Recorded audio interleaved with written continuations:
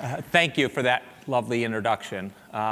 It's Monday morning, and probably all of you are nursing some coffee, but I want to talk about wine. I actually don't drink wine, but I'm inspired by wine, and I want to take you back to 1976 and the Challenge of Paris. Some of you may know about this event. A British wine merchant wanted to know whether American California wines were better than French Bordeaux wines, and he set up a blind taste testing in Paris with 11 of the 12 judges, or 10 of the 12 judges being French people. It was blind, and at the end of the tasting, what do you think happened? California wines won. And the French, of course, took this lying down, right? No. They said, well, it's too early. The wines will age. The French wines will age better, of course. And they came back, I think, 3 years later. California wines won again. So why, if we're talking about the quality of care, do I mention California wines? Because I think it's a very important metaphor for all of us in healthcare. When we put our minds to it, we Americans put our minds to it, we can achieve greatness, become the best in the world. We all know that our healthcare system today is not the best in the world. It's failing high cost, failing inconsistent quality. We can do much better. And the California Wine Challenge, the Challenge of Paris, emphasizes that we have to focus our minds and really change things.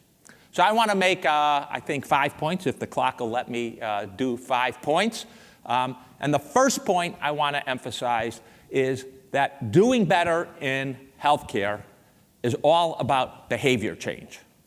It's about behavior change on the part of physicians and other healthcare providers, nurse practitioners, the entire provider community. We have to change how we're delivering care.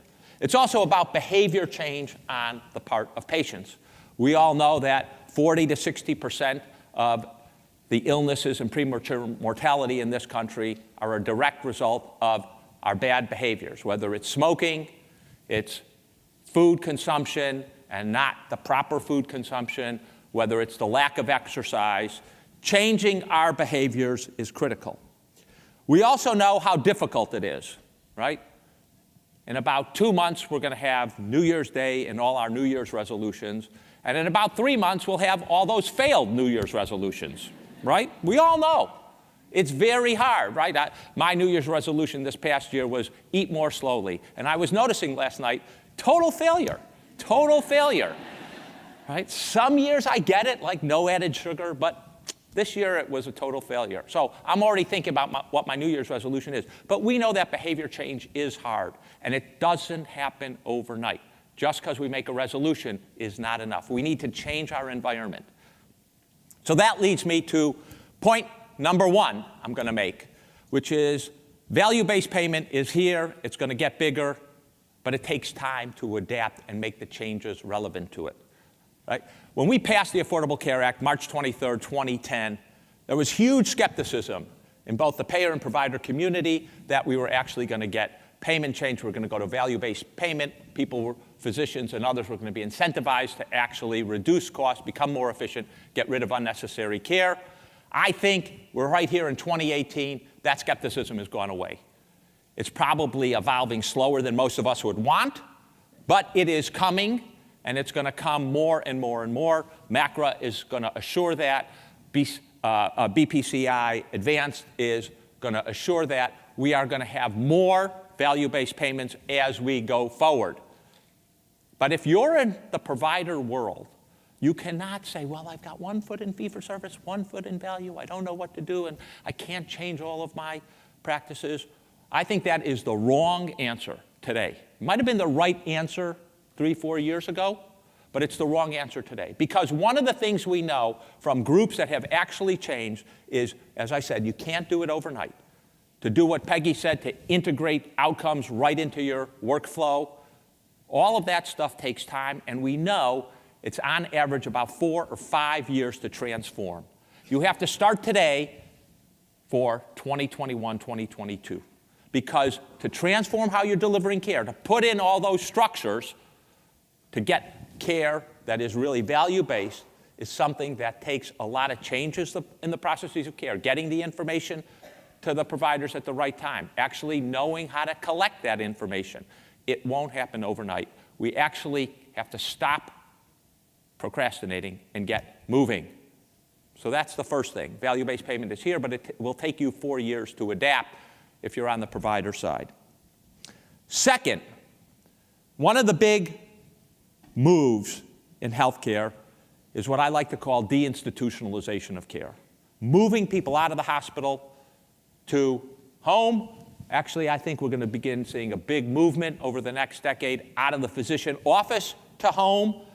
My two favorite statistics on this are, in 1975, there were 1.33 million hospital beds in the United States. Today, there are less than 850,000, and the population has gone up more than 100%. All right? On a per capita basis, hospital beds have gone down, and hospitalization rate per 1,000 people have gone down. What's gone up? Outpatient visits, now over 1 billion in this country.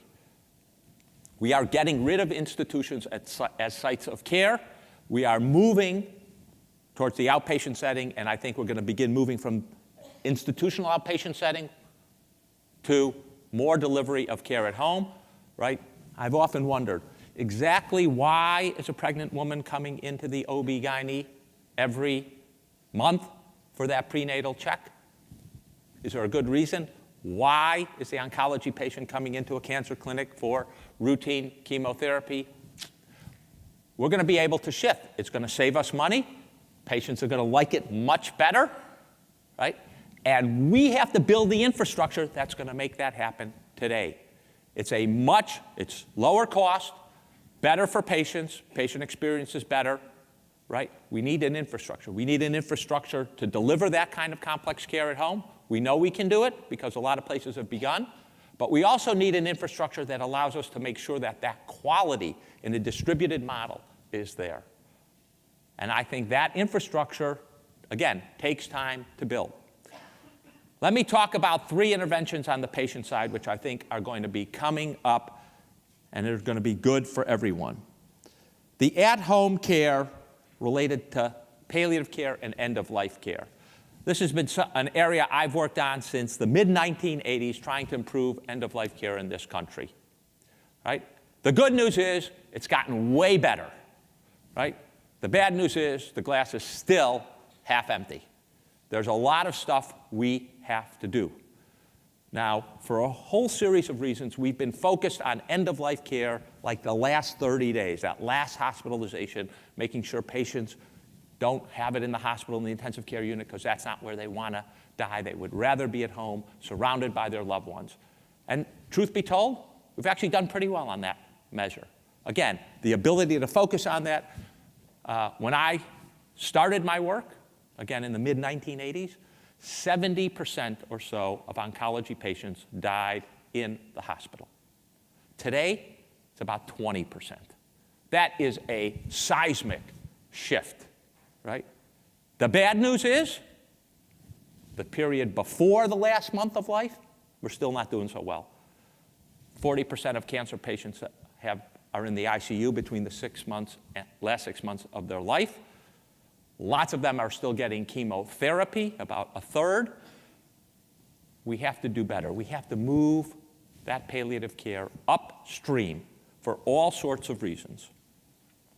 And that's going to involve, again, shifting attitudes and then shifting behaviors so that patients get used to getting the care in the house, not calling 911 at the last minute, because that starts a cascade which no one can control to the emergency room, into the ICU.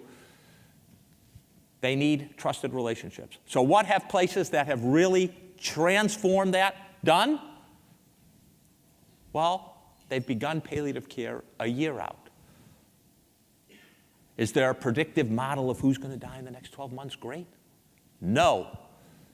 Is it any harm to someone who's going to experience a lot of side effects and symptoms to start palliative care and get the exact date wrong?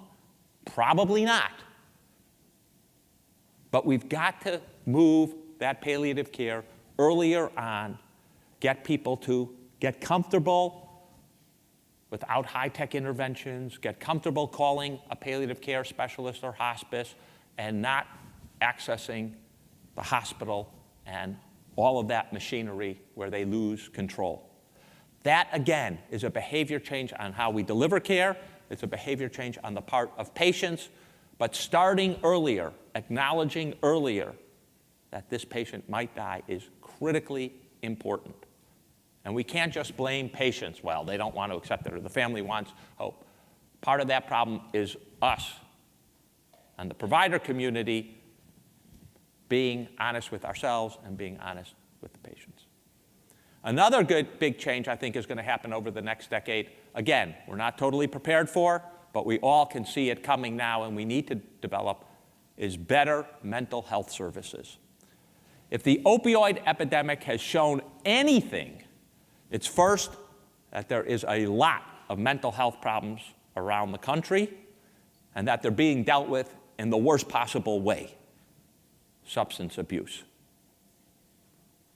We know that a large proportion of patients with chronic illness have mental health problems.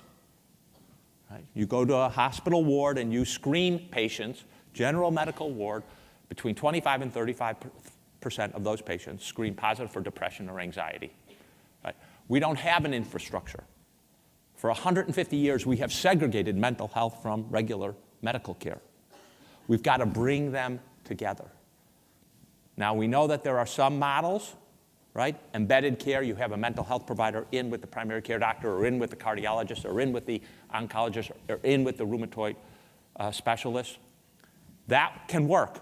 I've recently heard of an orthopedic practice in Austin at the new Dell Medical School, the head of orthopedics, right? They've gotten their joint replacements bundled. So and he's got an incentive to lower the number of joint replacements. What's he done?